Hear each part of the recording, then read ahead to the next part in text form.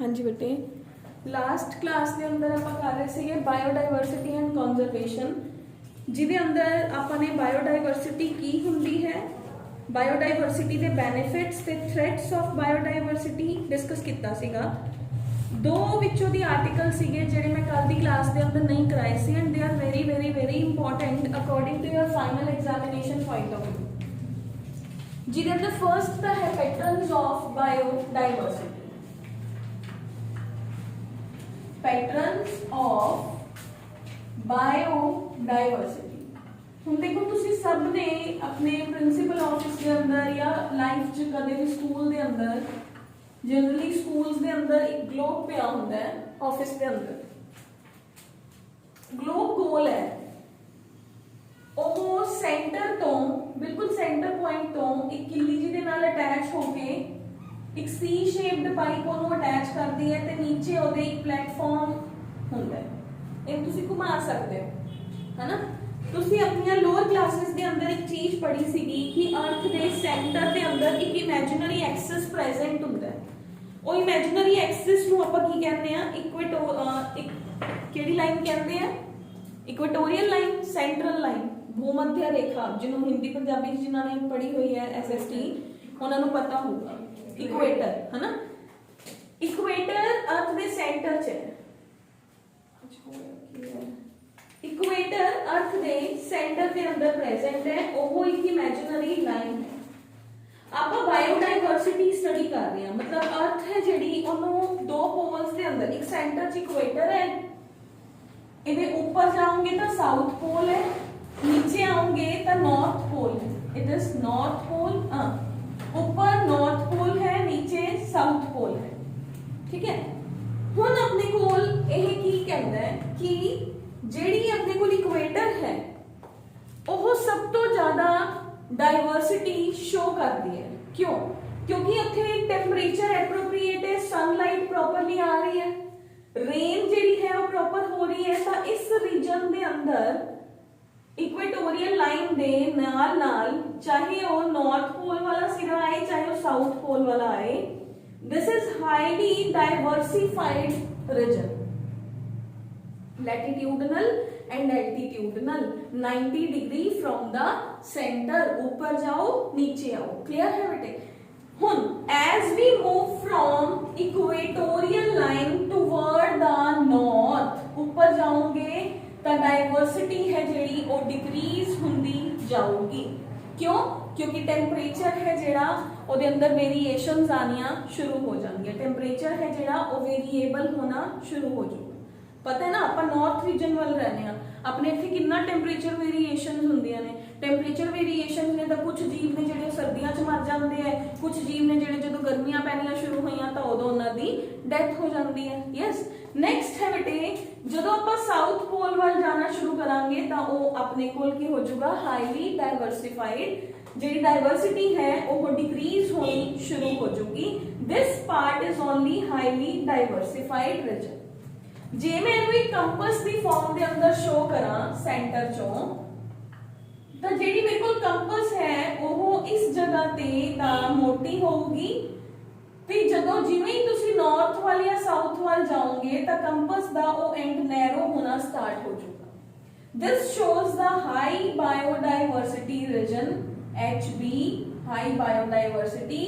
As we move from here toward the north pole, biodiversity decreases.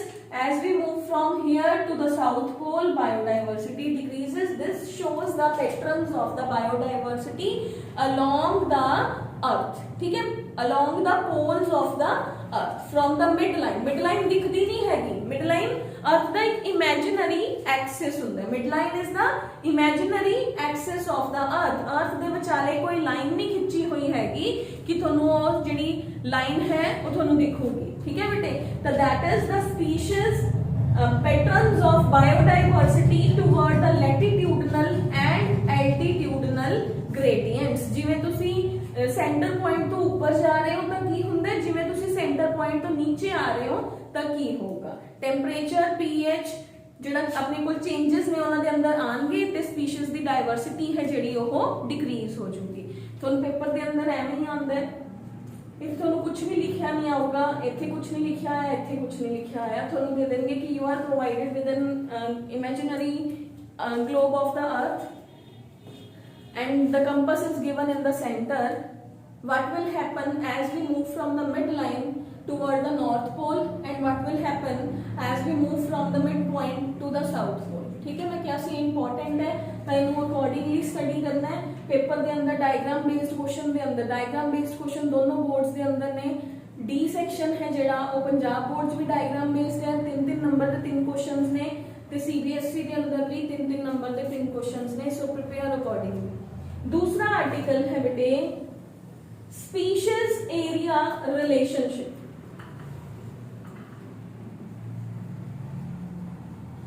Species area relationship कहता की है, फिर आप इस तो बाद इन्हों डिटेल च देखते हैं। स्पीशीज एरिया रिलेशनशिप कहता है कि जिमें एक रीजन है, तुसी ओदा एरिया इंक्रीज करोगे तो डाइवर्सिटी है जिहड़ी वो इंक्रीज होगी, but up to a certain extent. Clear है? इहदे अंदर एक साइंटिस्ट है, उहदा नाम है बेटे we have is the Alexander von Humboldt, जिन्हें यह रिलेशनशिप है जिहड़ा वो दिता सीगा, अलेक्जेंडर वॉन हम्बोल्ट। उन्हें अर्थ का बहुत सारा हिस्सा है जिहड़ा वो चल के कंप्लीट किया सीगा।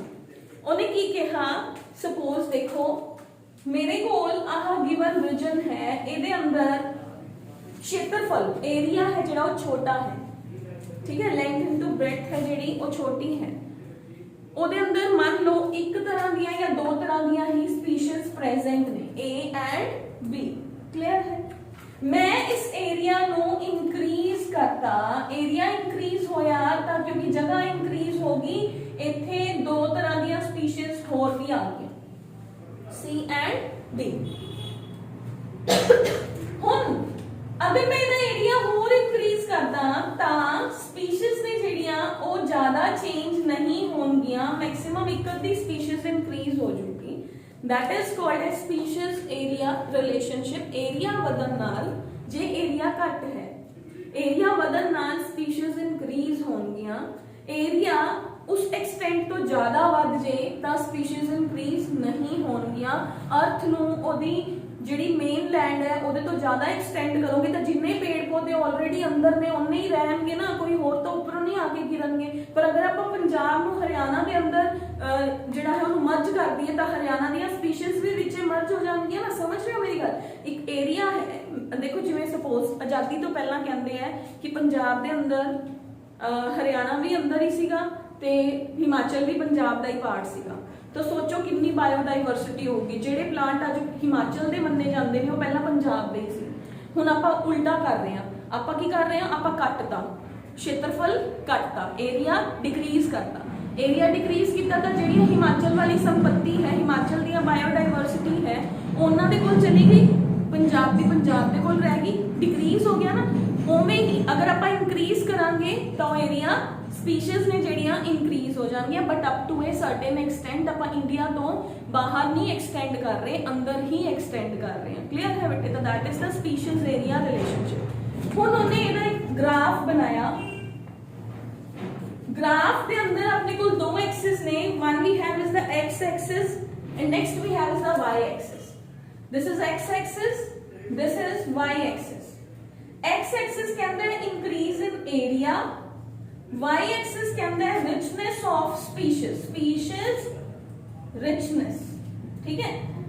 इस ग्राफ के अंदर एक मैथ के अकॉर्डिंग हाइपरबोला कर्व बनती है। हाइपरबोला मतलब सी शेप्ड कर्व बनना। I don't know much about the mathematics, but इहदे अंदर एक हाइपरबोला कर्व बनती है। हाइपरबोला कर्व की कहती है कि up to a certain extent area increase करी गए करी गए करी गए करी गए, up to a certain extent species ने जिहड़ियां और रिच होई गईयां, बट उस तो बाद अगर तुसी एरिया नु बड़ा करी जाओगे तो स्पीशीज इंक्रीज नहीं होंगी। क्लियर है?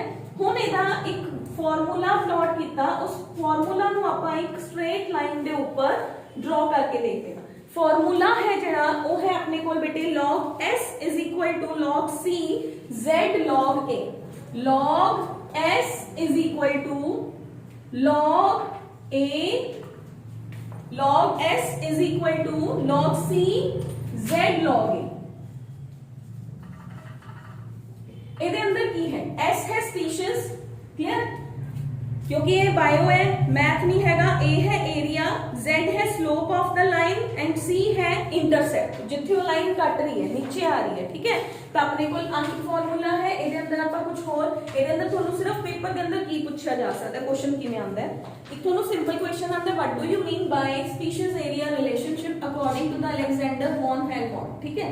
ਤੁਸੀਂ ਦੱਸੋਗੇ स्पीशीज एरिया रिलेशनशिप ਕੀ ਕਹਿੰਦਾ ਹੈ। ਉਸ ਤੋਂ ਬਾਅਦ ਕਈ ਵਾਰੀ ਪੇਪਰ ਦੇ ਅੰਦਰ ਤੁਹਾਨੂੰ ਇਹ ਫਾਰਮੂਲਾ ਦੇ ਦਿੰਦੇ ਆ, ਫਾਰਮੂਲਾ ਦੇ ਕੇ ਪੁੱਛਦੇ ਆ ਕਿ what do you mean bye S C A in the given formula and what does it describes। ਤੁਸੀਂ ਕਹੋਗੇ S is species, C is intercept, A is area and Z is the log ਦੀ ਜਿਹੜੀ value ਹੈ, ठीक है। ਇਹਦੇ ਅੰਦਰ ਆਪਾਂ ਨੂੰ ਕੋਈ ਡੈਰੀਵੇਸ਼ਨ ਨਹੀਂ ਹੈਗੀ क्योंकि ये बायोलॉजी है, नो डेरिवेशन इज देयर, बस सिर्फ अपन ਨੂੰ ਇੰਨਾ ਹੀ ਹੈ कि ये ਫਾਰਮੂਲਾ है, इस ग्राफ के अकॉर्डिंग ਇਹਨੂੰ ਬਣਾਇਆ ਗਿਆ ਹੈ, क्लियर है। तो ਤੁਹਾਨੂੰ ਫਾਰਮੂਲਾ ਦੇ ਅਕॉर्डिंग ਪੁੱਛਣਗੇ कि ये ਫਾਰਮੂਲਾ ਕਿਹੜੇ ਆਰਟੀਕਲ ਨੂੰ ਰਿਪਰੈਜ਼ੈਂਟ ਕਰ ਰਿਹਾ ਹੈ, डिफाइन दैट, क्लियर। तो ਫਾਰਮੂਲਾ ਦੇ ਅੰਦਰ ਤੁਸੀਂ ਸਾਰੀਆਂ ਵੈਲਿਊਜ਼ ਦਾ ਨਾਮ ਦੱਸੋਗੇ, ਤੁਸੀਂ ਕਹੋਗੇ ਕਿ ਇਹ ਸਪੀਸੀਜ਼ ਏਰੀਆ ਨੂੰ ਡਿਫਾਈਨ ਕਰ ਰਿਹਾ ਹੈ, ਇਹਦਾ ਗ੍ਰਾਫ ਆਪਾਂ ਐਵੇਂ ਬਣਾ ਸਕਦੇ ਹਾਂ। थर्ड ਤੁਹਾਨੂੰ ਪੇਪਰ ਦੇ ਅੰਦਰ ਗ੍ਰਾਫ ਦਿੱਤਾ ਹੋ ਸਕਦਾ ਹੈ, ਗ੍ਰਾਫ ਦਿੱਤਾ ਦੇ ਕੇ ਉਹ ਤੁਹਾਨੂੰ ਕਹਿਣਗੇ this is line A and this is line B, ਇਹ ਦੋਨੋਂ ਕੀ ਇੰਡੀਕੇਟ ਕਰ ਰਹੇ, ਤੁਸੀਂ ਲਾਈਨ A ਲਾਈਨ B ਤਾਂ ਬਾਅਦ ਚ ਦੱਸੋਗੇ, ਪਹਿਲਾਂ ਤੁਸੀਂ ਕਹੋਗੇ ਕਿ ਇਹ ਸਪੀਸੀਜ਼ ਏਰੀਆ ਰਿਲੇਸ਼ਨਸ਼ਿਪ ਨੂੰ ਰਿਪਰੈਜ਼ੈਂਟ ਕਰ ਰਿਹਾ ਹੈ, ਜਿਹੜਾ B है वो ਤਾਂ ਐਗਜ਼ੈਕਟ ਰਿਲੇਸ਼ਨ ਦੱਸ ਰਿਹਾ ਹੈ, ਜਿਹੜਾ A है ਲਾਈਨ ਸਟ੍ਰੇਟ ਲਾਈਨ, ਕਿਉਂਕਿ ਕਦੇ ਵੀ ਸਟ੍ਰੇਟ ਲਾਈਨ ਨਹੀਂ ਹੋਊਗਾ ਕਿ ਏਰੀਆ ਇਨਕਰੀਜ਼ ਕਰੀ ਜਾਓ ਤਾਂ ਸਪੀਸੀਜ਼ ਇਨਕਰੀਜ਼ ਹੋ ਹੀ ਜਾਣਗੀਆਂ, no that is log values ਨੂੰ ਰਿਪਰੈਜ਼ੈਂਟ ਕਰਨ ਲਈ ਇੱਕ ਸਟ੍ਰੇਟ ਲਾਈਨ ਲਈ ਗਈ ਹੈ, क्लियर। ਹੁਣ ਤੁਹਾਨੂੰ ਇੱਕ ਪ੍ਰੈਕਟੀਕਲ ਵੀ ਹੈ +2 ਦੇ ਅੰਦਰ, ਤੁਹਾਡੀਆਂ ਪ੍ਰੈਕਟੀਕਲ ਫਾਈਲਸ ਦੇ ਅੰਦਰ, ਅਗਰ ਉਹ ਪ੍ਰੈਕਟੀਕਲ ਹਜੇ ਮੈਨੂੰ ਨੌਲੇਜ ਨਹੀਂ ਹੈਗਾ ਕਿ ਉਹ ਕੱਟਤਾ ਕਿ ਨਹੀਂ ਕੱਟਿਆ, ਉਹ ਤੁਹਾਨੂੰ ਪ੍ਰੈਕਟੀਕਲ ਹੈ ਕਿ ਤੁਹਾਨੂੰ ਟੀਚਰ ਇੱਕ ਗਿਵਨ ਏਰੀਆ ਦੇ ਅੰਦਰ ਲੈ ਕੇ ਜਾਊਗਾ ਤੇ ਉੱਥੇ ਤੁਸੀਂ ਬਾਇਓਡਾਇਵਰਸਿਟੀ ਸਟੱਡੀ ਕਰੋਗੇ। ਜਨਰਲੀ ਟੀਚਰਸ ਕੀ ਕਰਦੇ ਆ, ਸਕੂਲ ਦਾ ਪਲੇਗਰਾਉਂਡ ਜਾਂ ਸਕੂਲ ਦੇ ਨੇੜੇ ਤੇੜੇ ਕੋਈ ਖੇਤ ਹੈ ਉਹਨੂੰ ਚੂਜ਼ ਕਰ ਲੈਂਦੇ, ਪਲੇਗਰਾਉਂਡ ਦੇ ਅੰਦਰ ਤਾਂ ਪੇੜ ਪੌਦੇ ਨਹੀਂ ਹੋਣਗੇ ਨਾ, ਨਾਲ ਕੋਈ ਸਕੁਆਇਰ ਸ਼ੇਪ ਦੇ ਅੰਦਰ ਕੋਈ ਖੇਤ ਚੂਜ਼ ਕਰ ਲਿਆ, ਇਹਦੇ ਅੰਦਰ ਟੀਚਰ ਜਨਰਲੀ ਬੱਚਿਆਂ ਨੂੰ ਕਹਿੰਦੇ ਨੇ ਕਿ ਤੁਸੀਂ ਇੱਕ ਸਕੁਆਇਰ ਸ਼ੇਪ 'ਚ ਕੋਈ ਖੇਤ ਚੂਜ਼ ਕਰ ਲਿਆ, ਉਹਦਾ ਏਰੀਆ ਚੂਜ਼ ਕਰ ਲਓ ਕਿ n ਹੈ 10x10 ਹੈ ਜਾਂ 100x100 ਹੈ, ਲੈਂਥ ਇਨਟੂ ਬ੍ਰੈਡਥ, ਠੀਕ ਹੈ। ਉਹਦੇ ਅੰਦਰ ਤੁਸੀਂ ਇਮੇਜਿਨਰੀ ਲਾਈਨਸ ਲਗਾ ਲਓ, 16 ਡੱਬੇ ਬਣਾ ਲਓ, ਤੁਸੀਂ ਪਹਿਲਾ ਡੱਬਾ ਸਟੱਡੀ ਕਰੋਗੇ, ਮੰਨ ਲਓ ਇੱਥੇ ਇੱਕੋ ਹੀ ਤਰ੍ਹਾਂ ਦੇ ਦੋ ਪਲਾਂਟਸ ਨੇ, ਠੀਕ ਹੈ। दूसरा डब्बा स्टडी किया, एक प्लांट तो हैगा ही है, इसको अलावा कोई नवे तरह का प्लांट भी इत्थे प्रेजेंट है। तीसरा डब्बा लिया, ये दोनों प्लांट्स प्रेजेंट ने, इस तो अलावा किसी और तरह का प्लांट भी प्रेजेंट है, मतलब जिवें जिवें एरिया इंक्रीज होई जा रहा है स्पीशीज विच होई जा रही ने। पर डी तो बाद ਆਪਾਂ ਨੂੰ ਕੋਈ ਨਵੀਂ ਤਰ੍ਹਾਂ ਦੀ ਸਪੀਸੀਜ਼ ਹੈ ਜਿਹੜੀ ਉਹ ਨਹੀਂ ਦੇਖਣ ਨੂੰ ਮਿਲ ਰਹੀ, ਇਹਦਾ ਮਤਲਬ ਏਰੀਆ ਜਿੰਨਾ ਮਰਜ਼ੀ ਇਨਕਰੀਜ਼ ਕਰ ਦੋ up to a certain extent ਉਹ ਸਪੀਸੀਜ਼ ਵਿੱਚ ਹੋਊਗਾ, ਉਸ ਤੋਂ ਬਾਅਦ ਸਪੀਸੀਜ਼ ਨੇ ਜਿਹੜੀਆਂ ਉਹ ਐਕਸਟੈਂਡ ਨਹੀਂ ਹੋਣਗੀਆਂ, ਕਲੀਅਰ ਹੈ ਬੇਟੇ। that shows the species area relationship, very very very important question according to marks 5, ठीक है। टाइम मैंने कल कराया नहीं सी क्योंकि बच्चे एग्जॉस्ट हो जाते हैं, बायोडाइवर्सिटी की डेफिनेशन सुन के, कंजर्वेशन की डेफिनेशन सुन के, इसलिए आपने कल इनू छाड़ता सी। इस तो बाद बेटे आपने कल की क्लास के अंदर डिस्कस किया सीगा benefits of biodiversity as you all know. उस तो बाद आपने किया सीगा थ्रेट्स टू बायोडाइवर्सिटी, जिहदे अंदर आपने स्टडी किया सीगा एक्सटिंक्शन, टाइप्स ऑफ एक्सटिंक्शन। उस तो बाद सीगा केड़े-केड़े फैक्टर्स ने जिहड़े ओ एक्सटिंक्शन लई कंट्रीब्यूट करदे हैं। फिर आपने स्टडी किया सीगा IUCN and red list categories, याद है सब नु इत्थों तक किया सीगा बेटे। बेनिफिट्स के अंदर किया सीगा कि बायोडाइवर्सिटी का की फायदा है, आपां नु डिफरेंट तरह दी मेडिसिन स्पोर्ट्स के अंदर फायदा है। फिर आपने किया सीगा बायोडाइवर्सिटी के अंदर एक्सटिंक्शन का मतलब है स्पीशीज का लुप्त हो जाना। उन्होंने स्पीशीज के अंदर 3 तरह की डिटेल बनाई सी, एक तो स्पीशीज नैचुरली एक्सटिंक्ट हो जांदियां ने, दूसरा स्पीशीज का मास एक्सटिंक्शन हुंदा है, तीसरा एंथ्रोपोजेनिक मतलब ह्यूमन पोल्यूशन क्रिएट कर रहे हैं जिहदे करके स्पीशीज ने ਜਿਹੜੀਆਂ ਉਹ ਐਕਸਟਿੰਕਟ ਹੁੰਦੀਆਂ ਜਾ ਰਹੀਆਂ ਨੇ। ਠੀਕ ਹੈ, ਆਪਾਂ ਨੇ ਕੱਲ 3 ਆਰਟੀਕਲ ਡਿਸਕਸ ਕਰੇ ਸੀ। ਉਸ ਤੋਂ ਬਾਅਦ ਆਪਾਂ ਨੇ ਡਿਸਕਸ ਕੀਤਾ ਸੀਗਾ ਕਿ ਇੱਕ ਰੈੱਡ ਡਾਟਾ ਬੁੱਕ ਹੈ ਜਿਹਦੇ ਅੰਦਰ ਜਿਹੜੀਆਂ ਸਪੀशीਜ਼ ਐਂਡੇਂਜਰ ਹੋ ਚੁੱਕੀਆਂ ਨੇ ਉਹਨਾਂ ਸਪੀशीਜ਼ ਦੀ ਜਾਂ ਜਿਹੜੀਆਂ ਆਉਣ ਵਾਲੇ ਸਮੇਂ ਦੇ ਅੰਦਰ ਲੁਪਤ ਹੋ ਜਾਣਗੀਆਂ ਉਹਨਾਂ ਸਪੀशीਜ਼ ਦੀ ਡਿਟੇਲ ਪ੍ਰੈਜ਼ੈਂਟ ਹੈ। that represents the red data book। ਅੱਜ ਬੇਟੇ ਹੈ conservation of biodiversity ਕੀ ਹੁੰਦਾ ਹੈ, conservation ਦੇ objectives ਕੀ ਨੇ ਤੇ ਆਪਾਂ conservation ਕਰ ਕਿਵੇਂ ਸਕਦੇ ਹਾਂ। ਠੀਕ ਹੈ, easy article ਹੈ, interesting भी है, पर ਇਹ ਹੈ ਵੀ you have to listen it continuously ਤਾਂ ਥੋੜਾ ਜਿਹਾ ਐਂ ਲੱਗਦਾ ਵੀ ਅਸੀਂ exhaust ਹੋ ਗਏ, otherwise it's very interesting article। ਹੁਣ ਬੇਟੇ conservation word ਦਾ ਮਤਲਬ ਕੀ ਹੈ, ਪਹਿਲਾਂ ਆਪਾਂ conservation word ਦਾ ਮਤਲਬ ਸਮਝਦੇ ਹਾਂ। मैं तो ऑब्जेक्टिव दसूंगी, तुसी बुक चो ऑब्जेक्टिव पढ़ोगे तो लगेगा कि यस समझ हो गया। कंजर्वेशन वर्ड का मतलब की है। फिर चलते हैं वर्ड बायोडाइवर्सिटी पे, ਇਹਦੇ ਨਾਲ ਹੀ ਛੇੜਦੇ ਆ second word conservation. Biodiversity word ਦਾ ਮਤਲਬ ਹੈ ਡਿਫਰੈਂਟ ਕਾਈਂਡ ਆਫ ਸਪੀशीਜ਼ ਦਾ अर्थ ਦੇ ਉੱਪਰ ਪ੍ਰੈਜ਼ੈਂਟ ਹੋਣਾ। That is biodiversity, चाहे वो प्लांट्स ने, चाहे वो एनिमल्स ने, चाहे वो इंसेक्ट्स ने, जो भी है। ठीक है, सेकंड है कंजर्वेशन। कंजर्वेशन का मतलब है इन्हों बचाना भी तो जरूरी है। सपोज एक जंगल दे अंदर एक जंगल है, ਉਹਦੇ ਅੰਦਰ 4 ही लायंस ने। ठीक है, एक बच्चा है ए, वो आज गया, वो शरारती सी, ਉਹਨੇ पहले लायन ਨੂੰ शूट करता, 3 रह गए। दूसरा बच्चा गया 1 महीने बाद, उदों तक हो सकता है उस लायन ने ब्रीड ना किया होए, दूसरा बच्चा गया उन्हें दूसरा लायन मारता। 3rd मंथ के अंदर उत्थे कोई डिजास्टर आया, उत्थे कोई अनहोनी हो गई, अग लग गई, जो भी होया, जिहड़े 2 बच्चे हुए लायन सीगे वो भी मर गए। कुछ समय बाद वो जंगल फिर तो आबाद हो गया, पर उहदे लायन सारे मर चुके सीगे। होर जानवर तो आ गए लेकिन लायन नहीं, क्योंकि तुहानूं पता है, तुसीं लोअर क्लासेस च पढ़ के आए हो, फूड चेन के अंदर ਜਿਹੜਾ ਆਪਣਾ ਹਾਇਰ ਆਰਡਰ ਕਾਰਨੀਵੋਰ ਹੁੰਦਾ ਹੈ ਉਹਨਾਂ ਦਾ ਨੰਬਰ ਹਮੇਸ਼ਾ ਘੱਟ ਹੁੰਦਾ ਹੈ। ਜੰਗਲ ਦੇ ਅੰਦਰ ਲਾਇਨ ਹਮੇਸ਼ਾ 3 ਜਾਂ 4 ਹੀ ਹੋਣਗੇ, 2 ਹੀ ਹੋਣਗੇ as compare to the plants. ਠੀਕ ਹੈ, ਉਹ ਚਾਰੋਂ ਮਾਰਦੇ। ਜਦੋਂ ਜੰਗਲ ਚੋਂ ਚਾਰੋਂ ਦੇ ਚਾਰੋਂ ਲਾਇਨ ਮਰ ਗਏ, ਹੁਣ ਕੀ ਹੋਊਗਾ? ਭੇਡਾਂ ਬੱਕਰੀਆਂ ਨੂੰ ਕੋਈ ਡਰ ਨਹੀਂ ਹੈਗਾ ਵੀ ਸਾਨੂੰ ਕੋਈ ਮਾਰ ਦੂਗਾ। ਉਹਨਾਂ ਨੇ ਜੰਗਲ ਦੇ ਮੇਨ ਰੀਜਨ ਚੋਂ ਜਿੱਥੇ ਛੁਪ ਕੇ ਬੈਠੀਆਂ ਸੀਗੀਆਂ ਉੱਥੋਂ ਦੀ ਬਾਹਰ ਨਿਕਲ ਕੇ ਆਈਆਂ, नहर के नेड़े तेड़े अपना आराम नाल सैर सूर करनी शुरू करती, आराम नाल पार्टी करन लग गए, है ना। हुण होया कि क्योंकि वो खांदियां की सी हर्ब्स, नीचे जिहड़े पेड़ पौधे सी, घास सी, वो मेन जंगल च रह गया, वो तां अगलियां सैर करन बाहर आ गईयां। हुण मेन जंगल दे अंदर हर्ब्स दा साइज वध के ऊपर तक आ गया, मतलब जंगल दे अंदर दुर्दशा होगी। क्यों? क्योंकि जेकर वो ਉਹਨਾਂ ਨੂੰ ਖਾਣਗੇ ਤਾਂ ਹੀ ਨਵੇਂ ਪੇੜ ਉੱਗਣਗੇ। ਹੁਣ ਉਹ ਪੇੜ ਵਿਚਾਰੇ ਆਪੇ ਹੀ ਮਰਨੇ ਸ਼ੁਰੂ ਹੋ ਗਏ, ਕਿਸੇ ਦਾ ਨੀਚੋਂ ਦੀ ਜਿਹੜਾ ਹੈ ਗਲਣਾ ਸ਼ੁਰੂ ਹੋ ਗਿਆ, ਰੂਟ ਗਲਣ ਲੱਗ ਗਈ, ਪਾਣੀ ਖੜਾ ਰਹਿਣਾ ਸ਼ੁਰੂ ਹੋ ਗਿਆ, ਉਹਦਾ ਉੱਪਰਲਾ ਪਾਰਟ ਡਿਸਟਰਕਟ ਹੋਣਾ ਸ਼ੁਰੂ ਹੋ ਗਿਆ। ਸਮਝ ਰਹੇ ਹੋ ਵਾਟ ਡਸ ਆਈ ਐਮ ਐਕਸਪਲੇਨਿੰਗ? ਠੀਕ ਹੈ, ਤਾਂ ਆਪਣੇ ਕੋਲ ਕੀ ਆਇਆ, ਇੱਕ ਚੀਜ਼ ਖਤਮ ਹੋਣ ਨਾਲ ਉਹਦਾ ਇਫੈਕਟ ਕਿਹਦੇ ਤੇ ਪਿਆ? ਭੇਡਾਂ ਬੱਕਰੀਆਂ ਦੀ ਪੋਪੂਲੇਸ਼ਨ ਰਾਈਜ਼ ਹੋ ਗਈ, जंगल के अंदर क्राउड है जिहड़ा वो इनक्रीज हो गया, सॉइल इरोजन होना शुरू हो गया क्योंकि जड़ा कमजोर होनिया शुरू हो गया, पेड़ ने जिहड़े सही तरीके दे नाल इनक्रीज ही नहीं हो रहे। ठीक है, हुण किसी ने की किया, किसी होर जंगल चों एक लायन लिया के उत्थे छड्डता, वो भेडां डर गईयां, उन्होंने अपनी जगह छड्डी, वो वापस अंदर जानियां शुरू हो गईयां जंगल के अंदर, उन्होंने उन्होंने खाना शुरू करता घास फूस नूं, जंगल दोबारा तो आबाद हो गया। तो मतलब फूड चेन के अंदर हायर ऑर्डर ऑर्गेनिजम्स का होना जरूरी है ना, कंजरवेशन का होना जरूरी है ना। जिहड़ियां स्पीशीज अज घट ने, जे वो जमी खत्म हो जाएंगियां तो उहदा अर्थ के उपर जरूर फर्क पऊगा। ठीक है बेटे, that is why we need to conserve the species on the earth. Second example देनी, आप घर च लोहे की कोई शैड पवाया या कोई भी आयरन मैटल का कोई शैड है, ਉਹਨੂੰ ਜੋੜਨ ਵਾਲੇ ਨੇ ਕੀ ਕੀਤਾ, ਜਿਵੇਂ ਸਪੋਜ਼ ਆਪਾਂ ਇਹਦੀ ਐਗਜ਼ਾਮਪਲ ਲਈ ਸਟੈਂਡ ਦੀ, ਇਹਨੂੰ ਜੋੜਨ ਵਾਲੇ ਨੇ ਇਹਦੇ ਚ ਨਟ ਬੋਲਟ ਲਗਾਤੇ। ਹੁਣ ਦੇਖੋ ਮੇਰਾ ਅੱਜ ਇਹ ਨਟ ਢਿੱਲਾ ਹੋ ਜਾਂਦਾ, ਕੱਲ ਇਹ ਢਿੱਲਾ ਹੋ ਜਾਂਦਾ। ਜੇ ਆਪਾਂ ਇਹਨੂੰ ਕੰਪੇਅਰ ਕਰੀਏ ਸ਼ਿਪ ਦੇ ਨਾਲ ਜਾਂ ਪਲੇਨ ਦੇ ਨਾਲ, ਪਲੇਨ ਦੇ ਅੰਦਰ ਕਦੇ ਵੀ, ਜਹਾਜ਼ ਦੇ ਅੰਦਰ ਕਦੇ ਵੀ ਐਵੇਂ ਦੇ ਨਟ ਬੋਲਟ ਨਹੀਂ ਹੁੰਦੇ। ਉਹਦੇ ਅੰਦਰ ਜਿਹੜੇ ਨਟ ਬੋਲਟ ਨੇ ਉਹ परमानेंट ਉਹਨੂੰ ਤੁਸੀਂ ਖੋਲ ਵੀ ਨਹੀਂ ਸਕਦੇ, ਇੱਕ ਵਾਰ ਲੱਗ ਗਏ ਤਾਂ ਲੱਗ ਗਏ, ਉਸ ਤੋਂ ਬਾਅਦ ਤਾਂ ਉਹਨੂੰ ਤੋੜਨਾ ਹੀ ਪਊਗਾ ਜਦੋਂ ਉਹਨੂੰ ਖੋਲਾਂਗੇ, ਠੀਕ ਹੈ। ਪਰਮਾਨੈਂਟ ਨਟ ਬੋਲਟਸ ਉਹਦੇ ਅੰਦਰ ਪ੍ਰੈਜ਼ੈਂਟ ਨੇ। ਕਿਉਂ ਨਹੀਂ ਹੈਗੇ ਨਟ ਬੋਲਟ? ਉਹਨੂੰ ਹੁਣ ਉਸ ਪਲੇਨ ਨੂੰ ਇਮੇਜਿਨ ਕਰੋ ਕਿ ਉਹ ਅਰਥ ਹੈ, ਜਿਹੜੇ ਉਹਦੇ ਉੱਪਰ ਨਟ ਬੋਲਟਸ ਨੇ ਉਹ ਸਪੀਸ਼ੀਜ਼ ਨੇ। ਪਲੇਨ ਇਜ਼ ਅਰਥ and nut ਬੋਲਟਸ R species. Clear?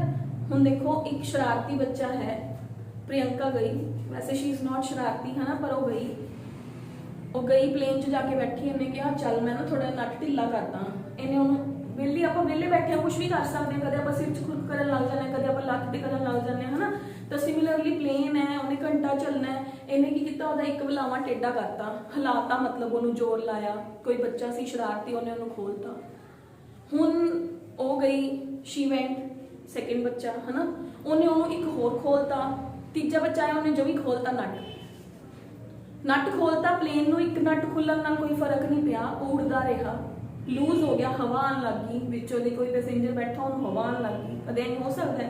हुंदा ही नहीं, क्योंकि प्लेन नूं चंगी तरह टाई अप कीता हुंदा है, जेड़े बोल्ट कदे भी ना खुलन। पर सोचो उत्थे हवा आनी शुरू हो गई। उस तो बाद ये तो है नहीं भी एक बार शरारती बच्चा जाऊगा, होर शरारती बच्चा गया, उन्हें एक दिन च सारा नट खोलता, बाहर आई, खुश होंदी आई भी मैं तो सारा ही नट खोल के आ गई। हुण देखी अगली बार प्लेन उड़ूगा, सारी खिड़की भी नाल ही डिगूगी, ठीक है। तीसरा बच्चा गया, उन्हें तीसरा नट खोलता। हुण देखो चलते चलते 10 नट बोल्ट खुल गए। 10 नट बोल्ट का खुलना मतलब विंडो थल्ले गिरूगी, प्लेन क्रैश भी हो सकता है।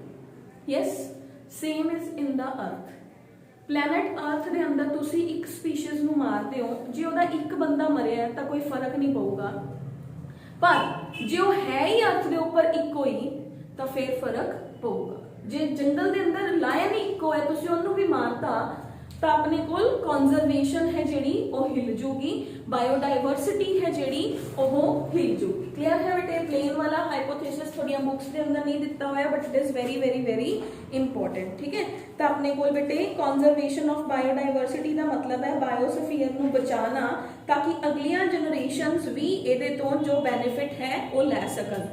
ऑब्जेक्टिव्स की ने, जेकर आप कॉन्जरवेशन नूं बचावांगे तो एयर वाटर सॉइल ने जिहड़े वो पूरी तरह प्रिजर्वड रहणगे, जिहड़ी अर्थ के उपर जेनेटिक मटीरियल है वो डाइवर्स रहूगा, ते अर्थ दियां जिहड़ियां आने वालियां स्पीशीज ने, आने वाले जिहड़े बच्चे ने, आने वालियां जनरेशनस ने वो इन्हां रिसोर्सिस तो फायदा लै सकदे। हुण देखो जिहड़े लोग मान लो डायनासोर के जमाने च पैदा होए हुंदे, वो अज कहंदे ना तुहानूं असीं तां डायनासोर देखिया होया, तुसीं तां नहीं देखिया होया। हुण कॉन्जरवेशन है, कई लोग अपने बच्चों को दिखाने लिए जिहड़ा वायर वाला फोन हुंदा सी वो रखी रखते हैं भी असीं अपने बच्चों को दिखावांगे भी 18वीं 19वीं सदी च एवें दा फोन हुंदा सी, वो कॉन्जरवेशन ही है ना। जे वो फोन मान लो कोई थोड़े बच्चों चों तां शायद कईयां ने वो एक घुमाण वाला फोन हुंदा, वो देखिया भी नहीं होना, जिहड़ा साडे टाइम च चलदा हुंदा सीगा, ਉਹਦੇ ਉੱਪਰ नंबर ਹੁੰਦੇ ਸੀਗੇ डिजिट्स, ਉਹਨੂੰ ਘੁਮਾਣਾ ਹੁੰਦਾ ਸੀਗਾ, ਘੁਮਾ ਕੇ ਫੋਨ ਹੈ ਜਿਹੜਾ ਜਿਵੇਂ ਪੁਰਾਣੀਆਂ ਮੂਵੀਜ਼ ਦੇ ਅੰਦਰ ਦਿਖਾਉਂਦੇ, ਤਾਂ ਉਹ ਵੀ ਤਾਂ ਕਨਜ਼ਰਵੇਸ਼ਨ ਹੈ ਨਾ, ਮਿਊਜ਼ੀਅਮਸ ਬਣੇ ਹੋਏ ਹੁੰਦੇ ਨੇ। ਤਾਂ ਆਉਣ ਵਾਲੀਆਂ ਜਨਰੇਸ਼ਨਸ ਸਪੀਸ਼ੀਜ਼ ਨੂੰ ਤਾਂ ਹੀ ਦੇਖਣਗੀਆਂ ਨਾ ਜੇ ਉਹ ਬਚਣਗੀਆਂ, ਜੇ ਉਹ ਬਚਣਗੀਆਂ ਹੀ ਨਹੀਂ ਫਿਰ ਤਾਂ ਉਹ ਖਤਮ ਹੀ ਹੋ ਜਾਣਗੀਆਂ। ਤਾਂ ਕਨਜ਼ਰਵੇਸ਼ਨ ਦੀਆਂ ਸਟ੍ਰੈਟੇਜੀਜ਼ ਕੀ ਨੇ, ਬਚਾਇਆ ਕਿਵੇਂ ਜਾ ਸਕਦਾ ਹੈ?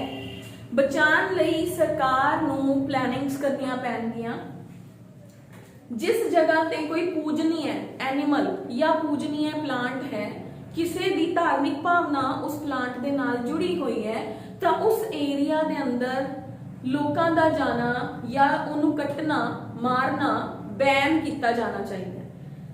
जे कोई उस एरिया दे अंदर जाके उस एनिमल या प्लांट नूं मारदा कटदा है तो उन्हों फाइन होना चाहिए। मतलब सरकार एवें दियां स्ट्रैटेजीज बनाए, ਜਿਹੜੇ ਐਨੀਮਲ ਲੁਪਤ ਹੋਣ ਦੀ ਤਾਦਾਦ ਤੇ ਨੇ ਉਹਨਾਂ ਨੂੰ ਚੰਗੀ ਤਰ੍ਹਾਂ ਪ੍ਰੀਜ਼ਰਵ ਕੀਤਾ ਜਾਏ, ਉਹਨਾਂ ਲਈ ਨੈਸ਼ਨਲ ਪਾਰਕ ਬਣਾਏ ਜਾਣ, ਉਹਨਾਂ ਲਈ ਜ਼ੂ ਬਣਾਏ ਜਾਣ, ਜ਼ੂ ਦੇ ਅੰਦਰ ਉਹਨਾਂ ਐਨੀਮਲਸ ਨੂੰ ਪ੍ਰੋਟੈਕਟ ਕੀਤਾ ਜਾਣਾ ਚਾਹੀਦਾ ਹੈ। These are the conservation strategies ਕਿ ਜਿਹੜੇ ਐਨੀਮਲਸ ਨੇ ਅਗਰ ਉਹਨਾਂ ਨੂੰ ਨੈਚੁਰਲ এনवायरमेंट ਨਹੀਂ ਮਿਲ ਰਿਹਾ ਤਾਂ ਉਹਨਾਂ ਲਈ ਬੋਟੈਨੀਕਲ ਗਾਰਡਨ, ਨੈਸ਼ਨਲ ਪਾਰਕ ਬਣਾਏ ਜਾਣ, ਉਹਨਾਂ ਨੂੰ ਉੱਥੇ ਪ੍ਰੀਜ਼ਰਵ ਕੀਤਾ ਜਾਏ।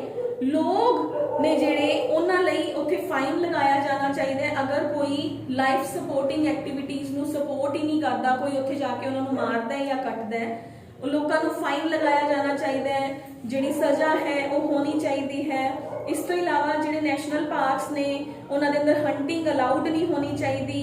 ਅਗਰ ਲੋਕ ਉਹਨੂੰ ਦੇਖਣ ਜਾਂਦੇ ਹੈ ਤਾਂ ਉਹਨਾਂ ਲਈ ਟਿਕਟ ਲੱਗਣੀ ਚਾਹੀਦੀ ਹੈ ਤਾਂ ਕਿ ਉਹਨਾਂ ਨੂੰ ਮੇਨਟੇਨ ਕਰਨ ਲਈ ਸਰਕਾਰ ਕੋਲ ਪੈਸਾ ਹੈ ਜਿਹੜਾ ਉਹ ਆ ਸਕੇ। ਤਾਂ ਮਤਲਬ ਸਰਕਾਰ ਜੋ ਵੀ ਸਟ੍ਰੈਟੇਜੀ ਲਗਾ ਸਕਦੀ ਹੈ ਸਪੀਸ਼ੀਜ਼ ਨੂੰ ਕੰਜ਼ਰਵ ਕਰਨ ਲਈ ਉਹ ਸਾਰੀਆਂ ਸਟ੍ਰੈਟੇਜੀਜ਼ ਲਗਾਈਆਂ ਜਾਣੀਆਂ ਚਾਹੀਦੀਆਂ ਨੇ। ਕਲੀਅਰ ਹੈ। ਹੁਣ ਆਪਣੇ ਕੋਲ ਆ ਗਿਆ ਕਿ ਆਪਾਂ ਕੰਜ਼ਰਵੇਸ਼ਨ ਕਰ ਕਿਵੇਂ ਸਕਦੇ ਆ, ਇਹਦੇ ਮੈਥਡਸ ਕੀ ਨੇ।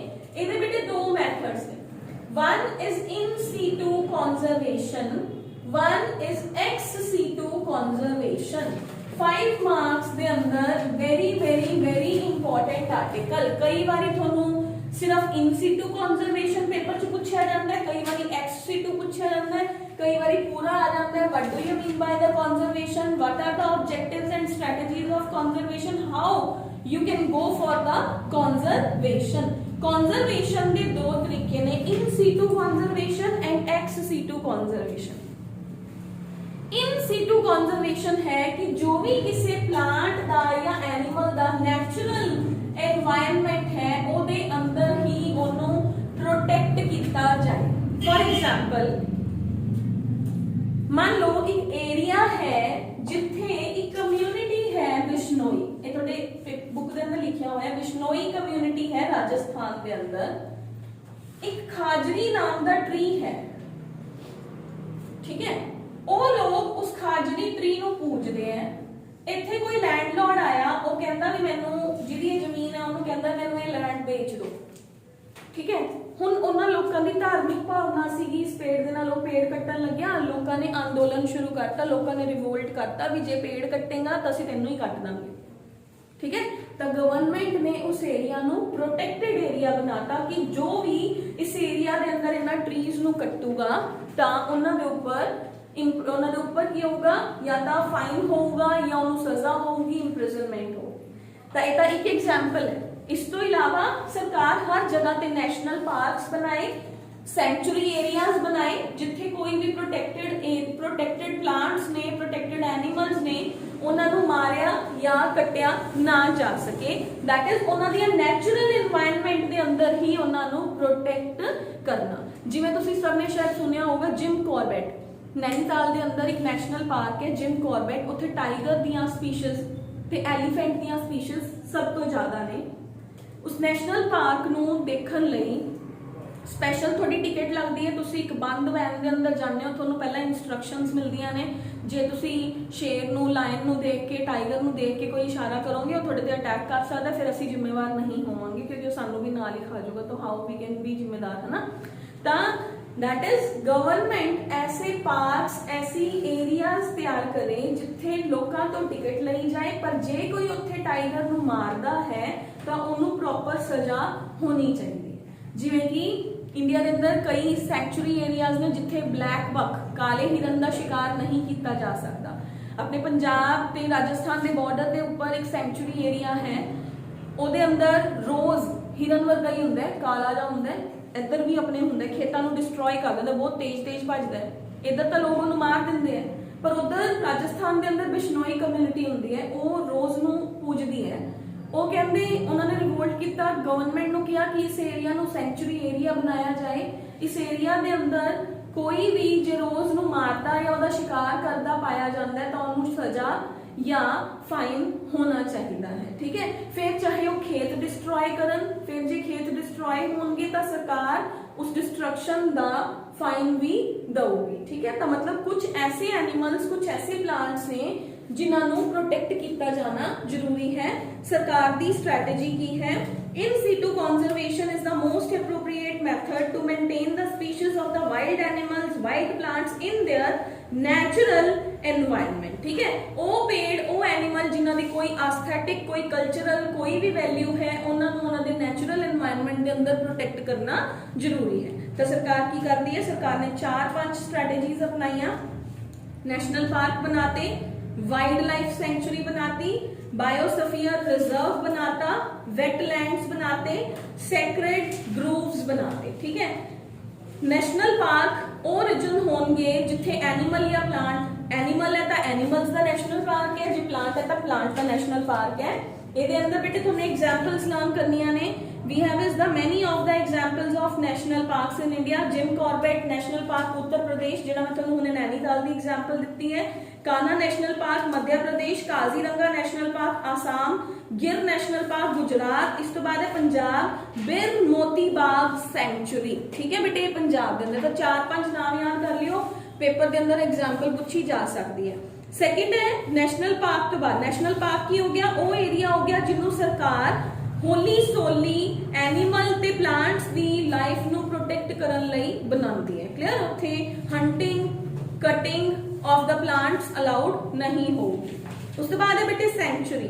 सेंचुरी ओ एरियाज ने बेटे जिथे एनिमल्स नू प्रोटेक्ट किया जाता है। ठीक है, ता एनिमल्स एंड प्लांट्स जिहड़े लोकां नू ज्यादा नुकसान नहीं पहुंचाते पर लोग उन्हां नू माइनर नुकसान लई भी मारना शुरू कर दिंदे हैं, तो लोग माइनर नुकसान लई भी उन्हां नू नहीं मारनगे।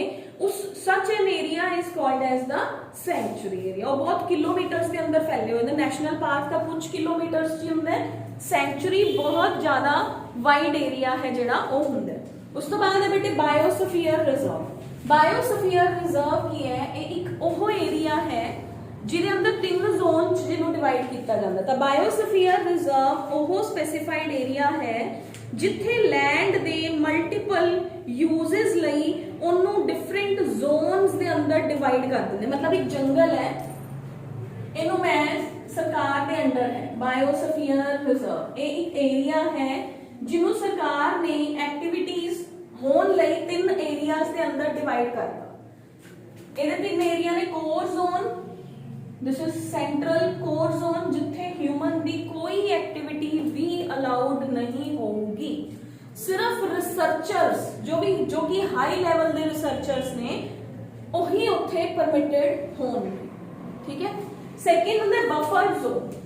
बफर जोन वो जोन है जिथे गिने चुने घर होंगे ते अगर इन्हां लोकां, क्योंकि इन्हां दी जिहड़ी डेली लाइफ है वो जंगलों के ऊपर डिपेंडेंट है, ये अपने जानवरों को अगर चरण लई कोर जोन च भेजते हैं, अगर इन्हां दा जानवर मर जाता है तो ये सरकार नूं ब्लेम नहीं करनगे क्योंकि सरकार इन्हां नूं रहन लई अलाउ नहीं करती। ये अपनी मर्जी नाल रह रहे हुंदे ने पर वो सरकार दे नोटिस के अंदर हुंदे। मतलब इत्थे तुसीं ह्यूमन दियां एक्टिविटीज कुछ एक एक्टिविटीज अलाउड ने।